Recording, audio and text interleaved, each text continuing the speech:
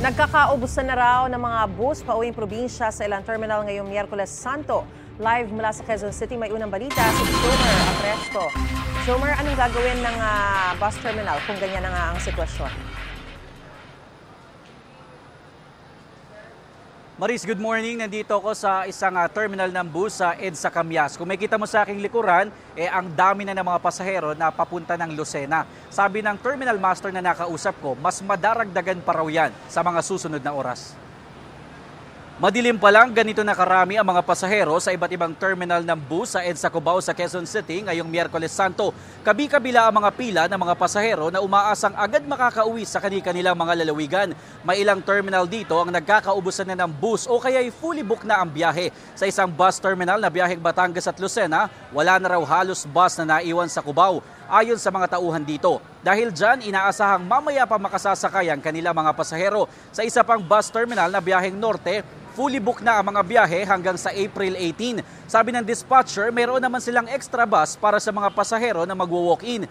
Dito naman sa isang terminal na biyahe ring Norte, napakahaba na ng pila at inaasahan na mas madaragdagan pa sa mga susunod na oras. Ang terminal naman na may biyahe papunta ng Lucena at Quezon, napakarami na ng mga pasahero na nag-aabang ng bus. Ang 56 years old na si Nanay Luisa, galing pa raw ng La Trinidad, Benguet at may bitbit na iba't ibang klase ng bulaklak at halaman. Ipapasalubong niya raw ito sa kanyang mga kamag-anak sa Lopez, Quezon. Alas 6 pa raw siya kagabi dumating. Ang 49 years old naman na si Jonah Malubay, nakapila na sa terminal alas 4 pa lang na madaling araw kanina. Papunta raw sila ng Lucena ng kanyang dalawang hipag.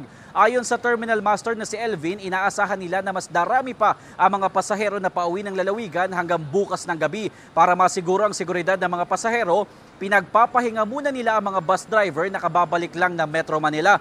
Marami na rin mga tauhan ng Quezon City Police District ang nakabantay sa iba't ibang terminal sa Cubao.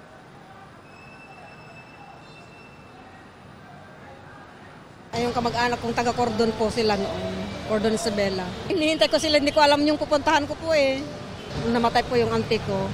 Tapos pagdating ng Lucena, sasakay kami yata ng barko papuntang Romblon. Bakasyon lang. Okay lang, basta importante makasakay. So, umpisa po kami sirga na mga alas 7 po ng gabi. Hanggang ngayon po, marami pong talaga dumarating pasero. Wala pong puto lang natin, pila. Pero suportado naman namin. Yung paratingan namin ngayon ay 27 na unit. Kaso nga lang, hindi natin maiwasan pagdating dito, medyo puyat. Pinapahinga namin saglit pagka sinabi nila na okay na po, pabiyahe po namin.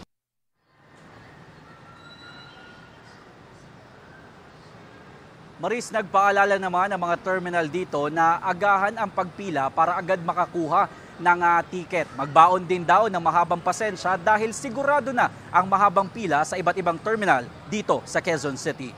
At yan ang unang balita. Ako po si Jomer Apresto para sa GMA Integrated News. Gusto mo bang mauna sa mga balita? Mag-subscribe na sa GMA Integrated News sa YouTube at tumutok sa unang balita.